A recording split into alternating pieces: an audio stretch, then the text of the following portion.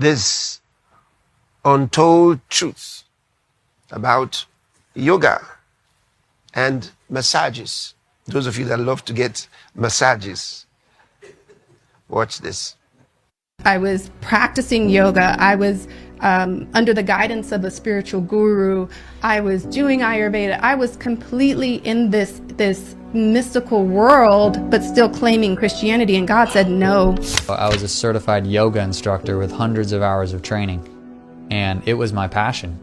My passion was healing. My passion was helping people heal.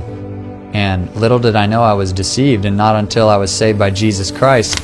Our world has been deceived for so long, for many years.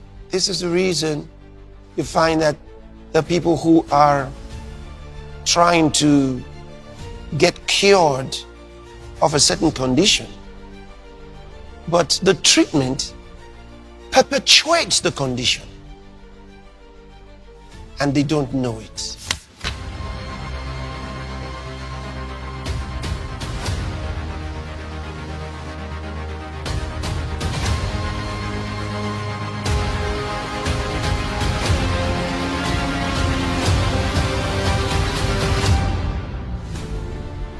Throughout history, the world has been misled through various strategies and practices in the pursuit of good health and a better livelihood.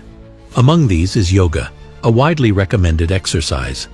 However, many unknowingly open themselves to demonic influences and practices. The word yoga is related to the word yoke, and it means union, and the implication is union with God. The whole purpose of yoga is not just tuning up your body. And in the ancient texts of Hinduism, the Vedas, and the Bhagavad Gita, which is like the Hindu Bible, talks about being yoked with the universal consciousness. It's all about merging your soul with the universal consciousness. Yoga is a Hindu ritual. The word yoga means to marry, to connect, to unite, to combine, to become one with. That's what yoga means, to yoke with. And also, basically, yoga is sun worship. It is actually a spiritual trap to lure people into worshipping false gods. And the word yoga means to be yoked with, to be united with. And here's where the deception comes in. Some will say it will bring you closer to God, but I'm here to tell somebody today that the only thing yoga will bring you closer to is demonic spirits. Absolutely. You know, these are subliminal messages. So they've got to go through a certain religious inclination to give us some exercise. Here's where you have to be wise as a child of God. You know, some of these things look harmless, but just so you know how these things play out. So they hijack the exercises, call them yoga, and yoga has a connotation to a certain religious background. Well, first of all, this is idolatry, because those religions are pagan. They worship many gods. And we know there's only one God. So who are they actually worshiping? They're worshiping demons. This is the biggest sin of the Old Testament, and I would say of the New Testament. When did God get really fired up at his people? When they worship false gods. You can't separate yoga and Hinduism. You can't separate, yeah. So which means then that whether they intend to or otherwise, you've got Christians practicing Eastern mysticism. Yeah. What we would call Hindu worship. They may say what they want, yeah, but ultimately that's what they're participating in. Now, most people going to yoga studios doing yoga have no idea about this, nor do they have any really desire to do that. They're mostly there for physical exercise, for, you know, mental health, and something beneficial to their life, to just stay healthy and stay flexible, which are all great things. But the thing is, you are pursuing that under a greater covering, under a greater mission of yoga, which is completely anti-biblical, completely anti-Christian, and will actually end up in extreme demonization. They don't tell you that. So they say, oh, it's normal, it's just exercise. Why did you give it that particular name? Yoga has become very popular, and the world has done a great job of marketing it as an exercise. research shows that tens of thousands of people around the world, including Christians, now practice the exercise. There is nothing wrong with physical exercise, but these positions are teaching postures with a spiritual purpose. The true religion of yoga is much more than just stretching. So when you're doing these poses, those particular poses, and they're not ordinary poses, they're very odd and distinct. That's like sending up a bat signal to get Batman to come visit you, except it's going to be a demon that's associated with that pose. When they make those poses, they're invoking that particular demon that goes with that pose. That's what the poses were curated for. They were curated to honor false gods, and not only honor false gods, but invite and to yoke with false gods. Poses and sequences to worship the sun, to worship specific gods like Shakti and Shiva and Ganesha. And So yoga stretches are not just regular stretches. The stretch in yoga, each stretch has a meaning to it. So for example, there's a pose called warrior pose, warrior 1, 2, and 3. Okay. So in the warrior pose, the person stretches in certain angles. What they're doing is basically they are doing the act of beheading, which happens in Hindu mythology. That's one example. Okay. So the stretches have meaning, and the stretches have to be done in a certain sequence. You can't change the sequence. They have to be done in a certain sequential order in order to play out the Hindu story or the Hindu mythology. So yoga stretching is a Hindu ritual. It is a physical expression of worship. You can never separate yoga from Hinduism. It's not possible. The roots of yoga are intrinsically pagan. You can't go to a yoga class without having Hindu gods and goddesses all over the walls, without seeing a tarot deck in the corner, without a crystal here, a salt lamp there. Like it's riddled. It's like a demon cave every time you go into a yoga studio. Yoga is widely practiced for relaxation, stress relief, and physical exercise. However, many, including Christians, adopt it without considering its origins. That's where you start. You start with the beginning. Read the history of it. Who were they? What were they like?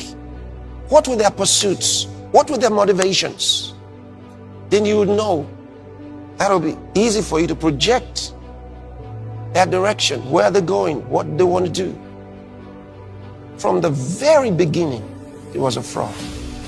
Yoga's roots trace back thousands of years in ancient India. Originally, it was a spiritual practice focused on meditation. It is not known when the tradition of yoga came into existence, but on the basis of Sankhya philosophy, Patanjali compiled the sutras with precise classifications, sequences, and logic. Ancient Indians had applied a unique technique for seeking knowledge.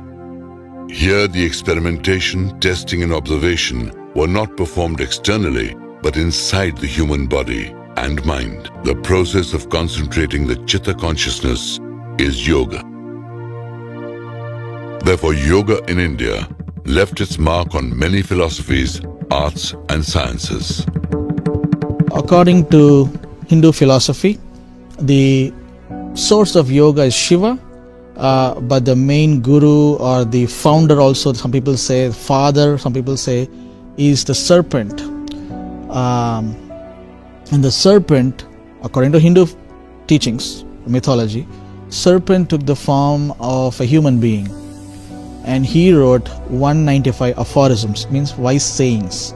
So all of yoga will fit into that 195 wise sayings that supposedly this wise serpent wrote, and that is the foundation of all yoga practice. So if I'm a Christian and I'm reciting, let's say, Psalm 23 or Psalm 91, and I keep doing yoga stretches, then the stretches, I'm attributing it to serpent and the source Shiva. So it's got to have some root from somewhere. Then the next thing you know is you are having to say some words that you don't even know the meaning.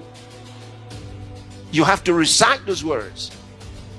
Now you're talking to demons and you don't know. And there's a lot of people right now being demonized doing Christian yoga, having yoga at the church. And I had a pastor one time like, why are you talking about yoga? We have yoga at the church. And I'm like, dude, if you're having yoga classes at your church, you need to shut down your church. You are literally opening up a demonic portal, a demonic realm. So in our world today, we have to pray. See, I've told you what Satan does is he takes the the good intentions of men, and he forms evil things out of them, takes advantage of them, and lures them into evil. And Jesus called Satan a murderer. Doctors now recommend yoga to their patients, and the United Nations has even introduced it to children in schools and colleges. On social media, over 60 million daily posts are related to yoga. In 2024, over 41 million yoga studio businesses existed in the United States, according to market research. Well, yoga promises the ability to be able to penetrate the spiritual worlds and to experience them. And so that was the attractiveness of it to me. Yeah.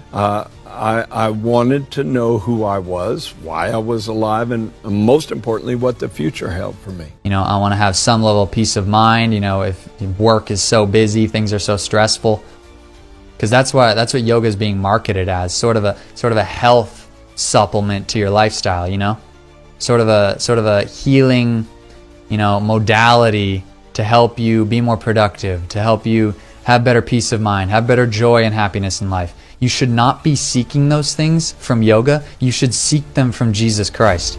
Meanwhile, many unsuspecting Christians have fallen prey to this deception, experiencing not only physical decline, but also mental health disturbances. No one ever told me that I was participating in mysticism. I never got that option to say, yes, I'm in, or no, I'm good. Right. And there were many times on that yoga mat where I was shaking with euphoria, or I was sobbing, like, you know, and now I know I was manifesting, like I'm sobbing on the yoga mat, and I'm like, oh, I'm releasing, this is my release. But nothing was actually being released, it was just a demon manifesting. This is me at the monkey temple after the priest took me into a back room and blessed me. One of the yoga nidra classes is one of the meditations, and she's using a tuning fork on my forehead to open up my third eye. Why do you pay someone to kill you? You know, you pay them to do all this stuff to you. It's amazing how we believe some stuff. I literally had to stop and look at everything and dig deep, because everything that I thought was bringing me peace had led me to just severe anxiety, no sense of peace, dysregulated, I wouldn't say deities, but I would say demons in my home, apparitions, spiritual harassment, spiritual attacks, involuntary kundalini. I ended up in the ER. One attack dropped me down, and whatever spirit was banging my head on the floor, like for what felt like 2 minutes. And I could hear my husband saying, "What's wrong? What happened?" screaming. But I could hear. Are you actually hitting your head on the floor? I could hear him, but I couldn't. I was taken So was over it like by the possession? spirit. Yeah, I was taken over by a spirit. Remember what he says, my people are destroyed for the lack of knowledge. My people, God said so. He says, my people are destroyed for the lack of knowledge. Yoga is not just the only trap created to lure people into the worship of false gods and cause damage to people. There are other deceptive practices, and one of these includes the spa and massages. You got a pain, it's a massage it. No! You worsen it. Don't let anybody fool you with those spas and massages. Don't let them fool you. That is dangerous to health. A lot of people don't know where their pains came from. All the massaging they did to your neck and your hands and your feet and your back and all of that, tearing of the muscles, a lot of impact. Not good for you. Not good for you. At the moment, you feel it. It's like it's nice. At the moment. Ask any doctor who knows real science. He'll tell you that what I just told you is true. We're talking about massages. They feel great when you're getting them, but do they work? And most importantly, are they really good for you? Everybody's going to get some relief in stress reduction and in pain relief, of course. Dr. Shane McGee, a doctor of internal medicine at the Kelsey-Seybold Clinic, says the biggest benefits are for stress relief and pain control. Massage therapy reduces inflammation to the body, helping to control pain. But Dr. McGee says that is short-lived. We see a change in hormones. Your body produces different hormones in response to massage. We see blood flow, which is probably the most obvious one, I guess, when you're hammering out a muscle or a knot. Massage really helps in the short-term pain for sure. Chronic pain, it can help. If you have an infection, whether it be skin or in general, you should probably stay away. If you have this, all of a sudden, this acute pain which came up out of nowhere, that's not going to be the type of pain massage is really good for. Some side effects? Injuries. The most common injury is bruising from massages. Also, fractures. Those can occur in the ribs.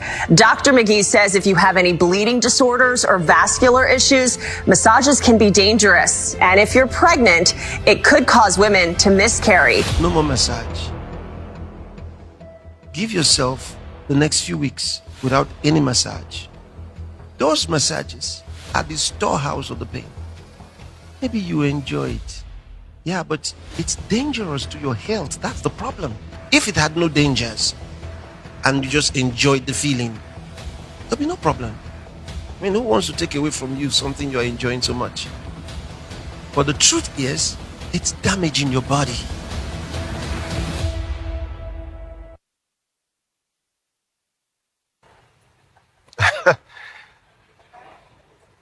I hope you heard it. You may enjoy it for the moment, but at the end, you'll be a customer to the